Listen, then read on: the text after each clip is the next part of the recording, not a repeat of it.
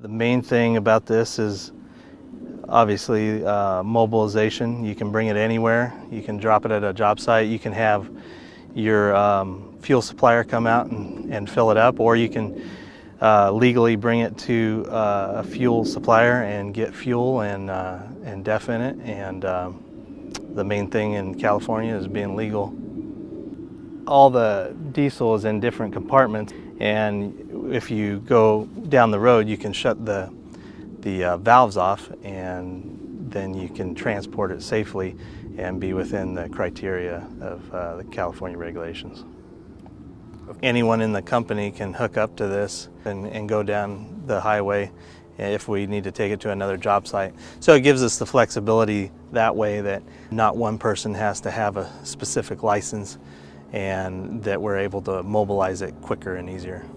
Well, typically we would have a 100-gallon tank in a truck, and when you're running the larger machines, it's multiple times every night to the fuel station. And whereas you put this on a job site and you have the fuel come out, and it might last you 4 or 5 days, then you don't have to make multiple trips, and cuts down on trips to the gas station and operating costs.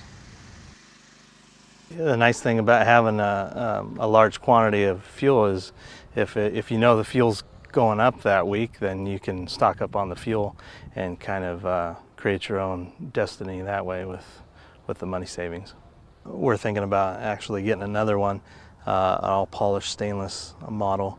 They're just they're nice to have on a job site. They show that what kind of contractor you are just by having it on your job site. Definitely we're going to have some more, because of the larger jobs and the duration of the job, we need more of them. I think you have to look ahead at your owning and operating costs and how much equipment and engines cost today, and keeping everything clean. I think you have to look at mobility, and time is money. And it's all about getting your equipment easily from job site to job site, and that's the name of the game in our industry.